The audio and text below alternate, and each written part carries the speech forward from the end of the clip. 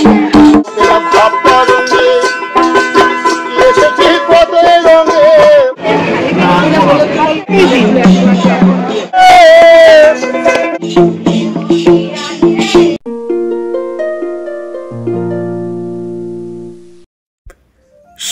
মিষ্টি জানুয়ারি সকালে গাড়ি ভ্রমণে শান্তিনিকেতনে যাওয়া বাঙালির কাছে একটি অনন্য অভিজ্ঞতা। ঠান্ডা হাওয়া, কুয়াশাচ্ছন্ন পথ আর প্রকৃতির স্নিগ্ধতায় ভরা এই যাত্রা মনকে আনন্দে ভরিয়ে তোলে। গত ২রা জানুয়ারি সকাল 7:30 নাগাদ আমরা 5 জনে গাড়ি নিয়ে বেরিয়ে পড়লাম শান্তিনিকেতনের উদ্দেশ্যে। চলে যাচ্ছে টুয়ার্ডস কোলাঘাট, এই বাদিকে NH6, এখন নাম NH16, আর আমরা উঠছি ডানকুনি টোল প্লাজার দিকে towards Durgapur express way. Kolkata থেকে শান্তিনিকেতন পৌঁছানোর দূরত্ব প্রায় 160 কিলোমিটার। জাতীয় সড়ক NH19 ধরে গাড়ি চালিয়ে বোলপুর পৌঁছতে সময় লাগে 3.5 থেকে 4 ঘন্টা। ডানকুনি টোল প্লাজা ছাড়িয়ে কিছুটা এগোবার পরে চোখে পড়ল হোটেল নিউ হিন্দুস্থান। এটি সিঙ্গুরের কাছাকাছি।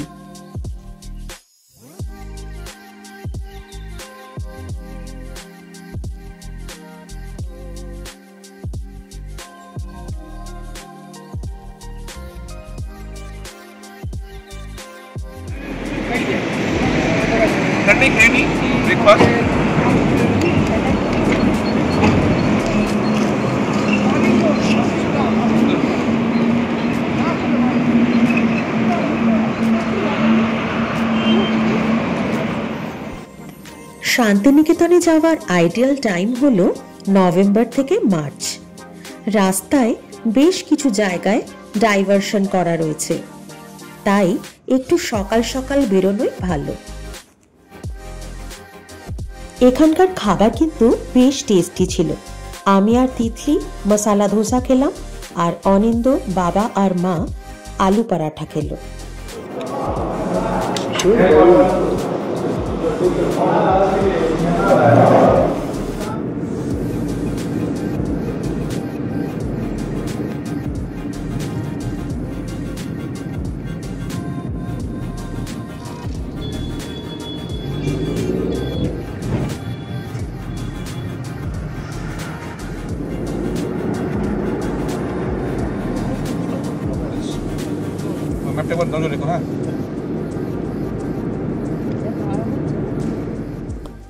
তালিত রেল ক্রসিং পশ্চিমবঙ্গের বর্ধমান জেলার একটি গুরুত্বপূর্ণ রেলপথে অবস্থিত।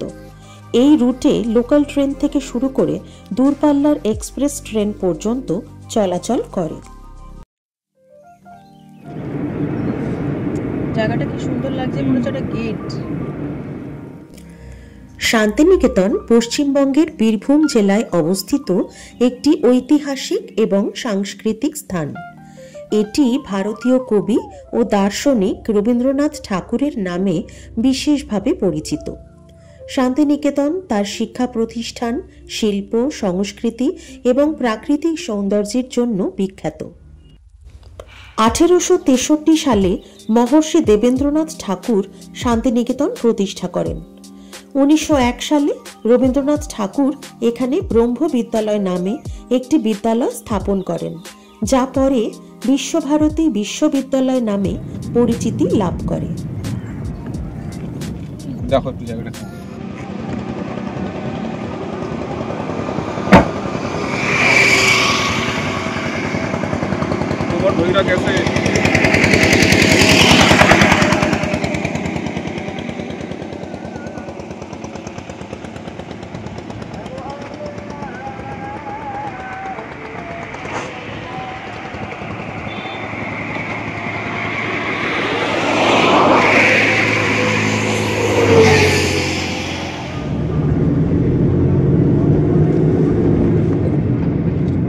মিটারে বলছে পানি, ওই তো ওটা তলা দিয়ে যেতে হবে, তলা দিয়ে যেতে হবে।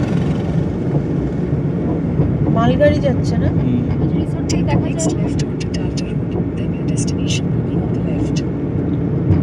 এটা নেট এখান থেকে না ওই তো লেখা মেমরি রিসোর্ট এন্ড রেস্টুরেন্ট তো লেখা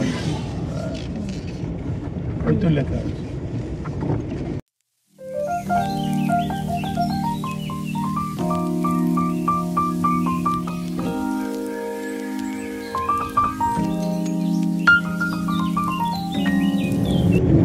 এটা হ্যাঁ এটা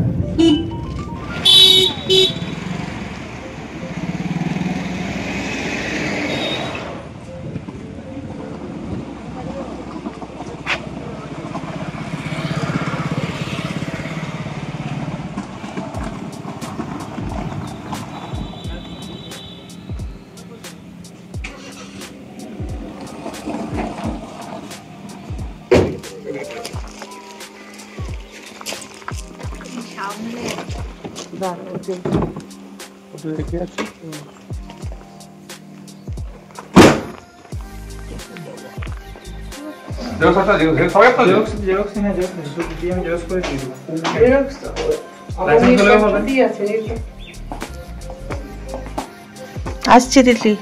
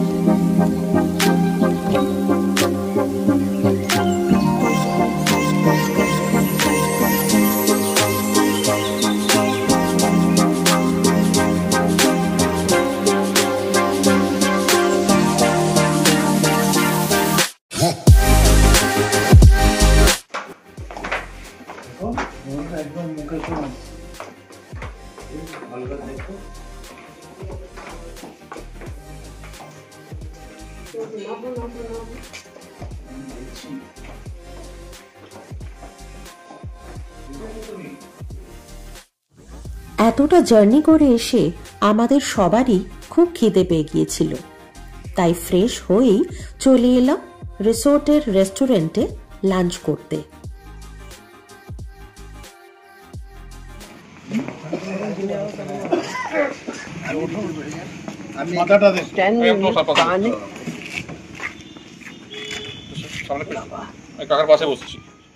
টোটোতে চেপে আমরা সবাই চললাম সোনাঝুরির হাটে।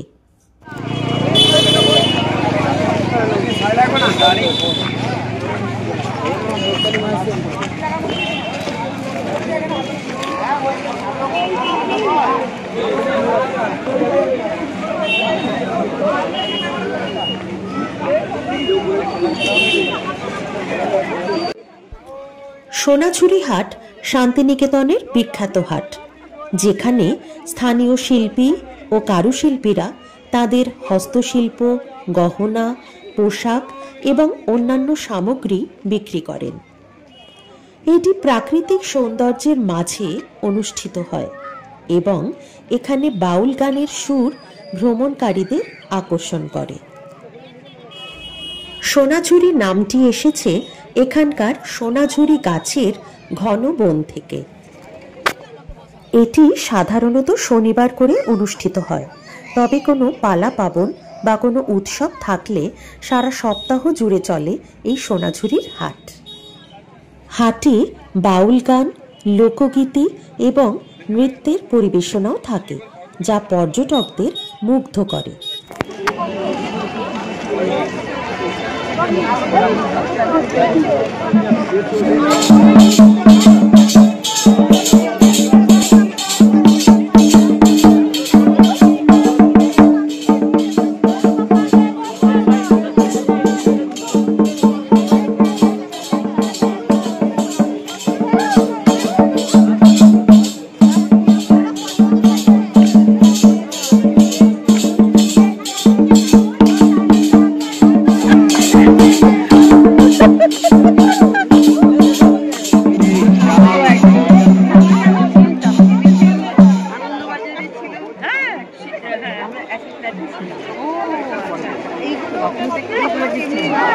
যখন আনন্দ বাজে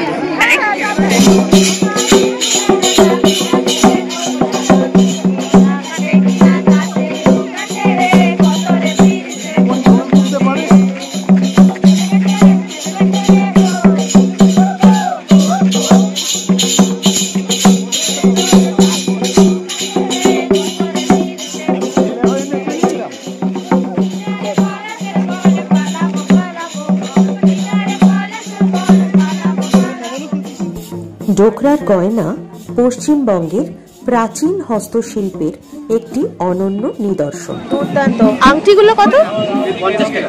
50 টাকা। আর এই হাতের রিসলেট 120 আছে, 100 আছে। সোনাঝুরি হাট শুধুমাত্র কেনাকাটার জন্য নয়, বরং এটি প্রকৃতি ও সংস্কৃতির মেলবন্ধন উপভোগ করার একটি অনন্য জায়গাও বটে।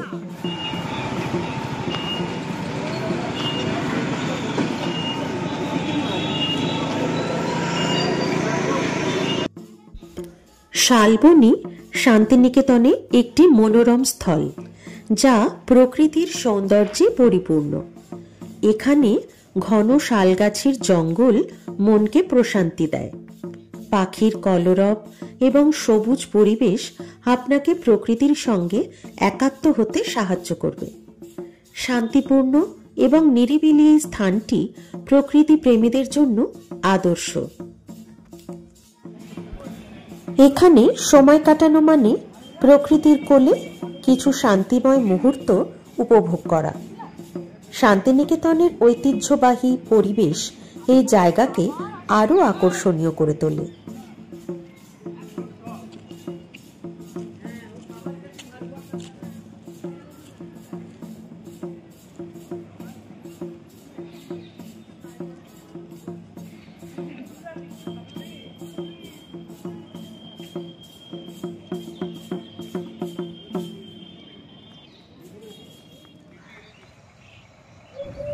শুভ সকাল সবাইকে।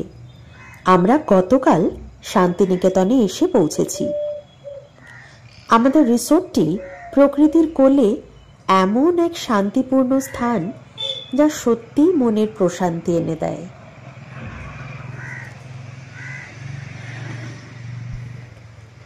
চারিদিকে সবুজ গাছপালা আর পাখির কুজন আমাদের অভিভূত করে তুলেছে। গুড মর্নিং ফ্রেন্ডস, আজকে আমাদের সেকেন্ড ডে শান্তিনিকেতনে। আমরা এখন ব্রেকফাস্ট করছি। ব্রেকফাস্ট শেষ হয়ে গেলে আমরা আজকে বেরোবো। আমাদের ইচ্ছে আছে আজকে কোপাই নদীর কাছে যাওয়া, ভিউ পয়েন্টে। তারপরেতে সুরুল রাজবাড়ি এবং শান্তিনিকেতনের পুরো ক্যাম্পাসটা, বিশ্বভারতী মিউজিয়াম, শান্তিনিকেতন মিউজিয়াম, এগুলো সব দেখার ইচ্ছে আছে আজকে আমাদের। দেখা যাক কতটা কি করতে পারি। এইগুলো আজকে আমাদের প্ল্যান। কোপাই ফার্স্টে। প্রথমে কোথায় যাচ্ছি? কোপাই।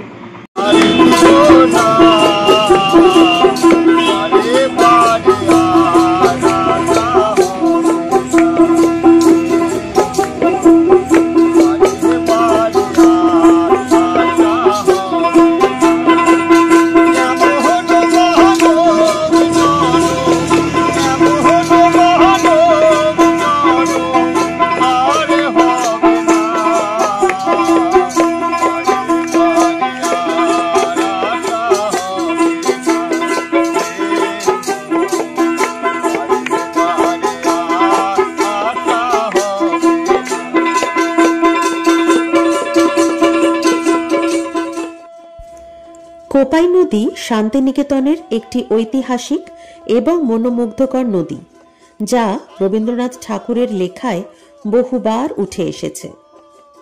এই নদীটি মূলত বীরভূম জেলার মধ্যে দিয়েই প্রবাহিত হয় এবং এর শান্ত প্রবাহ মনকে প্রশান্তি দেয়।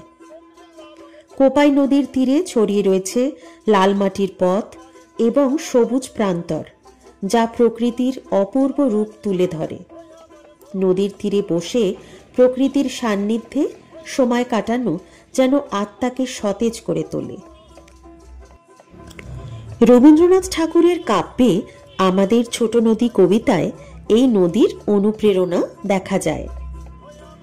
কোপাই নদী শুধু প্রকৃতির উপহার নয়, এটি শান্তিনিকেতনের সাংস্কৃতিক ঐতিহ্যের একটি অবিচ্ছেদ্য অংশ। কোপাই নদীর সৌন্দর্য প্রকৃতি প্রেমীদের জন্য এক বিশেষ আকর্ষণ।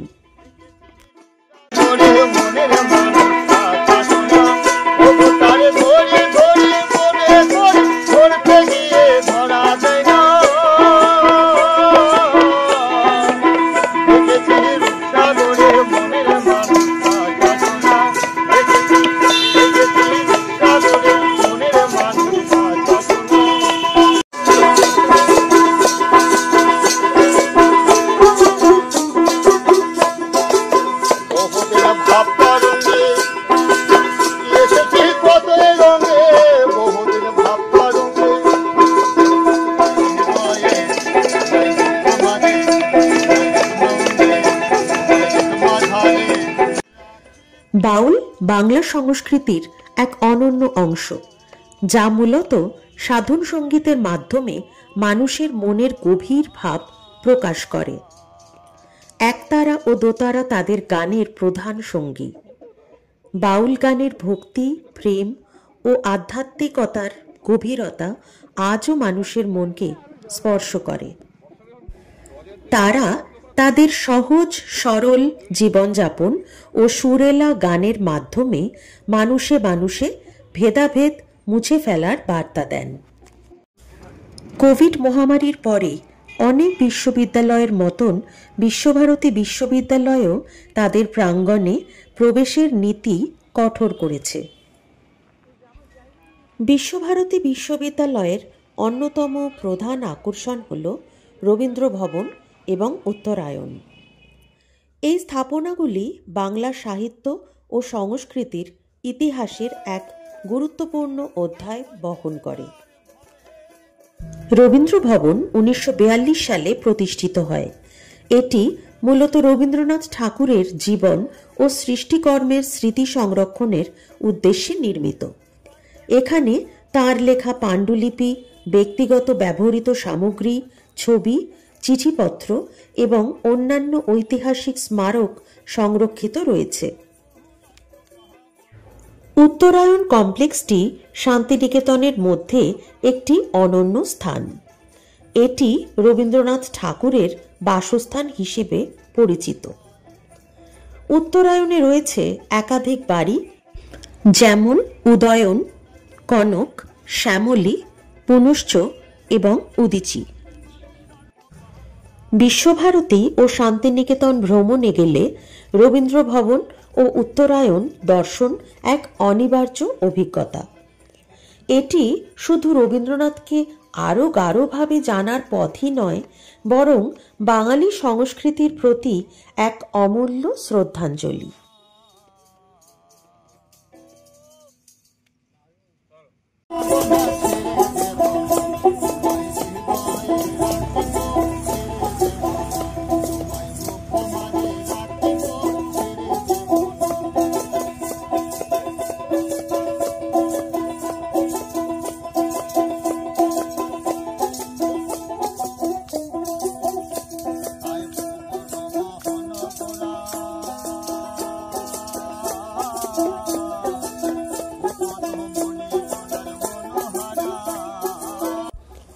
রাস্তায় যেতে যেতে চোখে পড়ল প্রখ্যাত ভারতীয় অর্থনীতিবিদ এবং দার্শনিক শ্রী অমর্ত্য সেনের বাড়ি।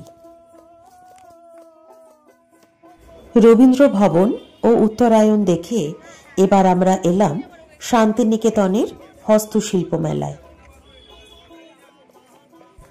শান্তিনিকেতনে প্রতি বছর অনুষ্ঠিত হয় এই হস্তশিল্প মেলা।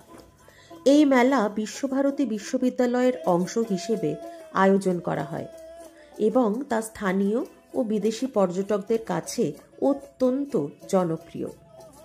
মেলায় দেশের নানান প্রান্ত থেকে শিল্পীরা তাদের হাতে তৈরি বিভিন্ন হস্তশিল্প পণ্য প্রদর্শন ও বিক্রি করেন।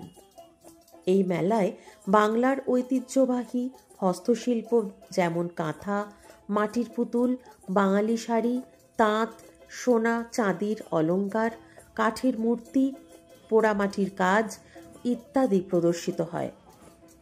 এর মাধ্যমে শিল্পীরা তাদের সংস্কৃতির প্রতি গভীর ভালোবাসা প্রকাশ করেন। হস্তশিল্প মেলা শুধু একটি বাণিজ্যিক আয়োজনই নয়, এটি একটি সাংস্কৃতিক অভিজ্ঞতা যেখানে শিল্প ও ঐতিহ্যের মেলবন্ধন ঘটে। শান্তিনিকেতনের প্রাকৃতিক সৌন্দর্য এবং রবীন্দ্রনাথ ঠাকুরের স্মৃতির পরিবেশে এই মেলা আরও বিশেষ হয়ে ওঠে।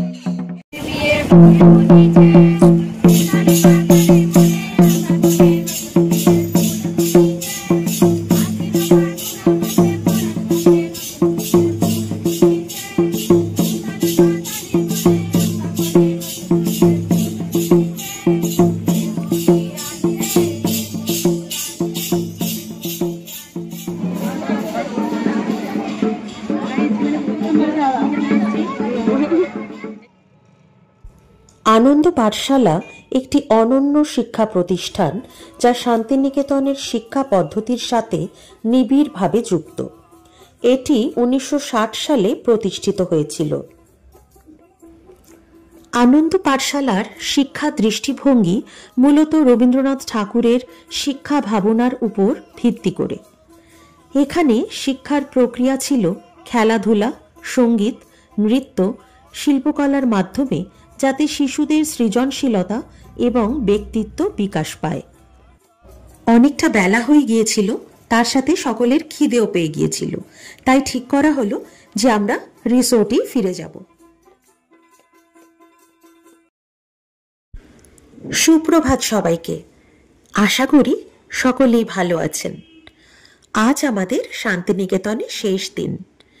আমরা প্রথমে যাব কঙ্কালীতলায় মাকে পুজো দিতে, তারপরে সেখান থেকে যাব সরুল রাজবাড়ি। আপনারা পাশে থাকুন আর দেখতে থাকুন।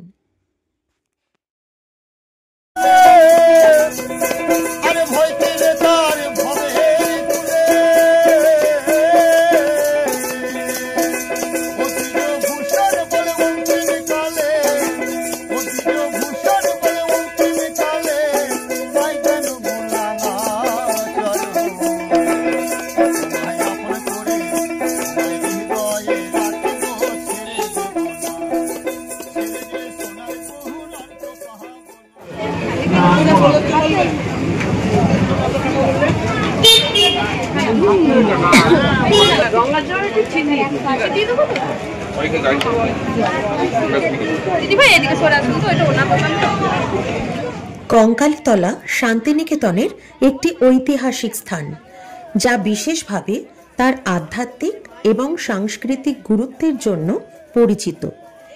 এটি শান্তিনিকেতনের কাছাকাছি একটি গ্রাম, যেখানে রবীন্দ্রনাথ ঠাকুর তার জীবনকালের একটি উল্লেখযোগ্য সময় কাটিয়েছেন এবং অনেক ধারণা ও প্রেরণা পেয়েছিলেন।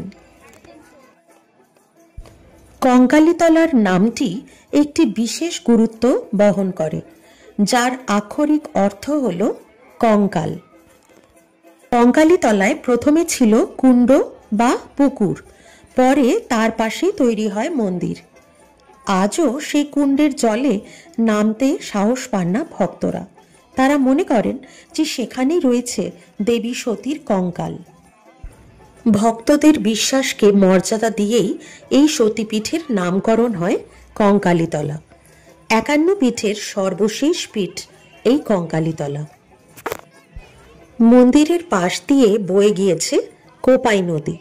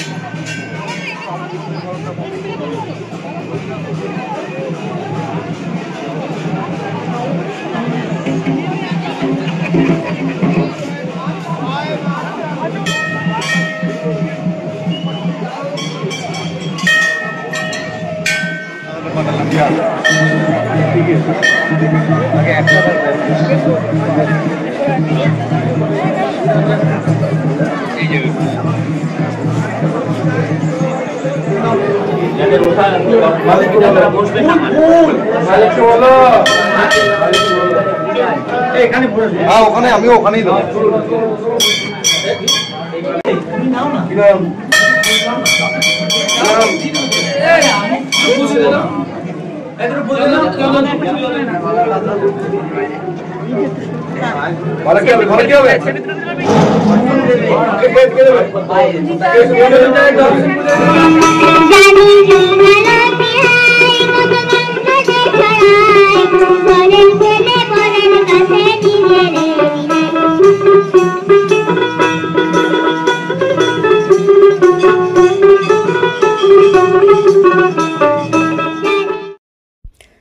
পুজো দিয়ে ফেরার সময় পেয়ে গেল আমাদের খুব খিদে, তাই টোটো দাঁড় করিয়ে আমরা ঢুকে পড়লাম 16 আনা বাঙালি হেসেলে ব্রেকফাস্ট করতে।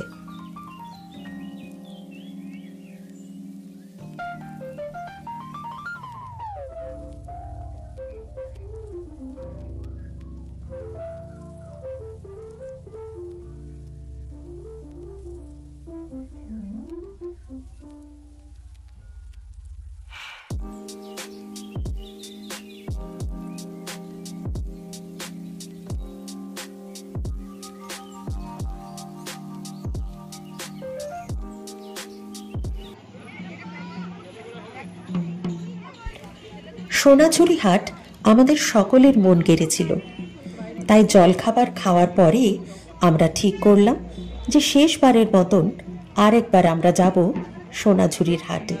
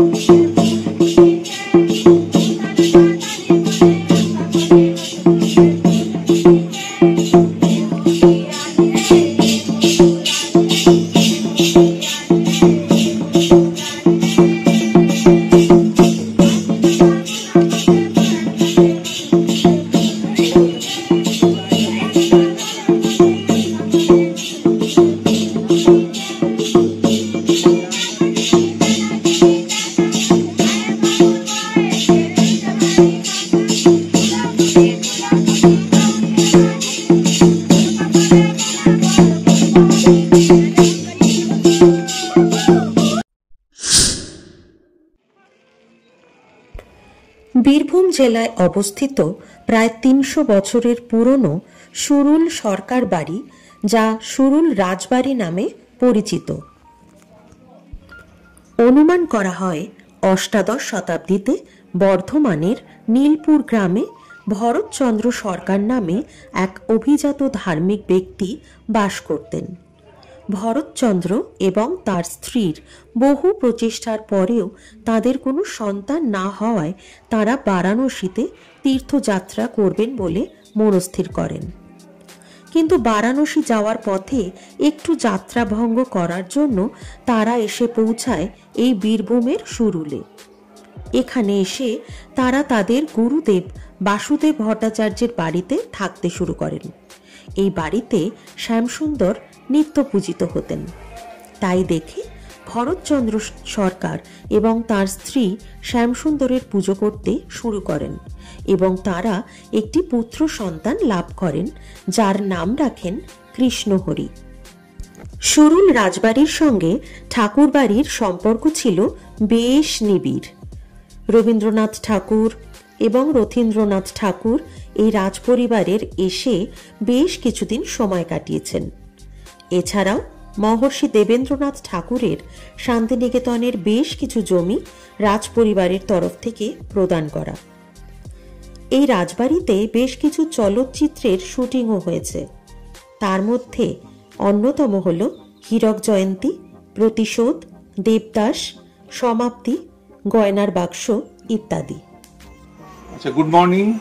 আমরা এই প্রান্তিকের এখানে বিরাজিনী রিসর্টে রয়েছি। উনি মিস্টার সন্তোষ মণ্ডল, উনি এখানকার ম্যানেজার। তো ওনাকে কয়েকটা কথা আমরা জিজ্ঞেস করতে চাই। তো আপনার এখানে টোটাল কটা ঘর আছে?